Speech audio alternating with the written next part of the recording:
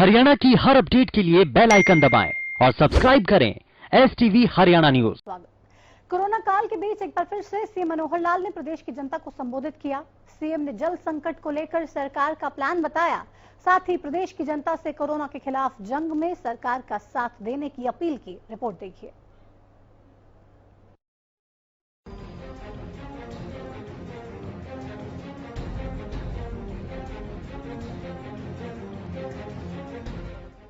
Corona संकट के बीच CM Manohar Lal ने एक बार फिर से प्रदेश की जनता को संबोधित किया। प्रदेश में बढ़ रहे पानी के संकट को लेकर सीएम काफी चिंतित दिखे। सीएम के संबोधन में पूरा फोकस पानी बचाने को लेकर ही था। सरकार की तरफ से मेरा पानी मेरी विरासत योजना की भी शुरुआत की गई, जिसका मकसद पानी का संरक्षण करना है। सीएम ने किसानों से अपील की कि जो किसान धान नहीं बोएंगे या फिर कम बोएंगे, उन्हें सहायता राशि दी जाएगी। बिना पानी के अगर मैंने जमीन विरासत में दी तो आने वाली पीढ़ी के लिए जमीन भी उपयोगी नहीं रहेगी। इसलिए हम एक कार्यक्रम का आज घोषणा कर रहे हैं कि मेरा पानी मेरी विरासत। मेरी जमीन का जो पानी है वो भी विरासत है अपनी अगली पीढ़ी को देकर जाने के लिए।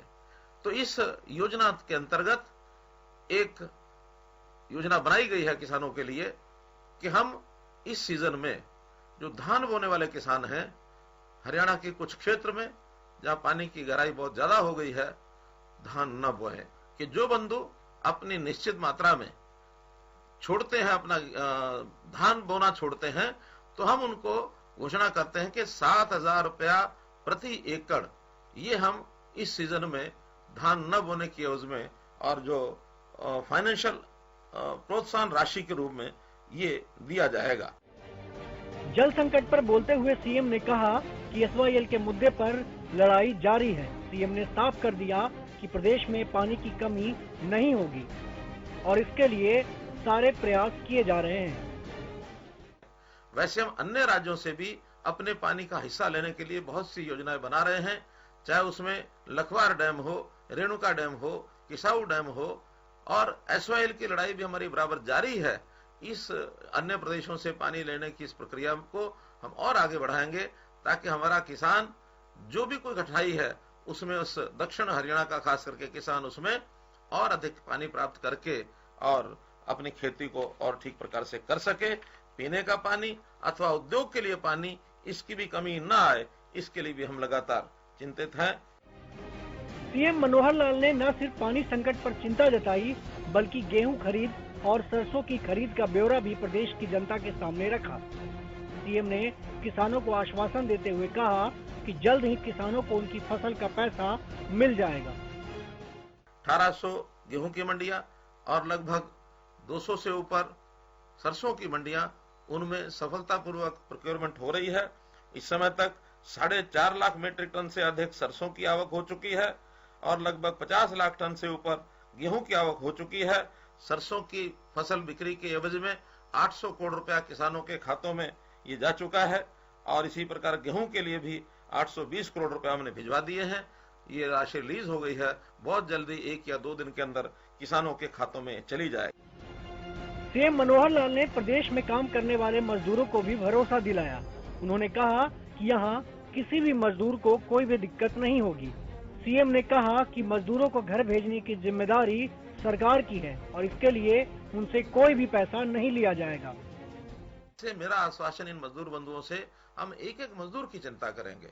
हम चाहते हैं ये मजदूर अपने काम में, अपने कार्य क्षेत्र में, उद्योग में लगे रहें।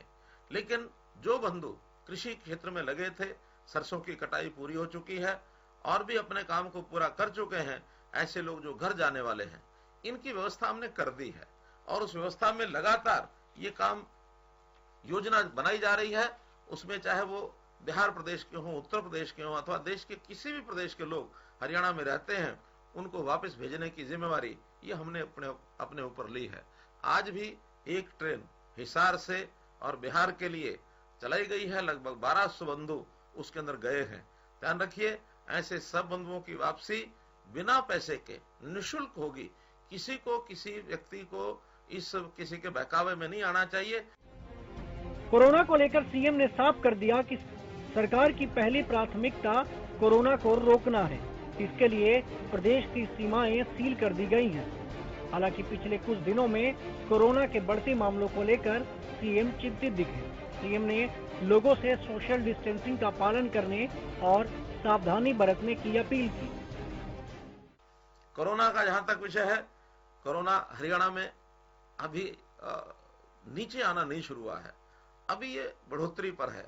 हम भले ही अपने आसपास के प्रदेशों से अच्छी स्थिति में हैं, चाहे वो दिल्ली हो, राजस्थान हो, पंजाब हो, उत्तर प्रदेश हो, इन सब प्रांतों से हमारी स्थिति अच्छी है, क्योंकि कोरोना को रोकना ये हमारी प्राथमिकता है।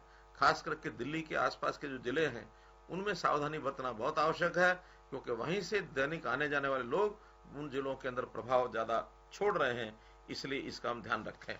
जहां तक 40 दिन के बाद बाजार खुलने का विषय आया है, बाजार खुलने के लिए बहुत सी छूट दी गई है और ये बहुत सी छूट देने के बाद वहां पर दुकानें खुलने के बाद जो भीड़ होने लगी है, इससे मैं सचेत करता हूं आपको। आत्म अनुशासन, अपना अनुशासन ये बना कर रखें, हम सब सावधान रहें कि हमारे मन में जो विचार आएगा कि हमको कोरोना से बचना है, तभी हम बच सकते हैं। लॉकडाउन पार्ट 3 में सीएम का ये पहला संबोधन था। सीएम का संदेश साफ था कि कोरोना से जंग में सबकी जिम्मेवारी है। सीएम ने मजदूरों को भरोसा भी दिलाया, साथ ही पानी को लेकर चल रहे संकट पर भी चिंता जताई। उम्मीद यही है कि आने वाले दिनों में सरकार कोरोना को रोकने के लिए कुछ और बड़े कदम उठा सकती है। Bureau report, Haryana news.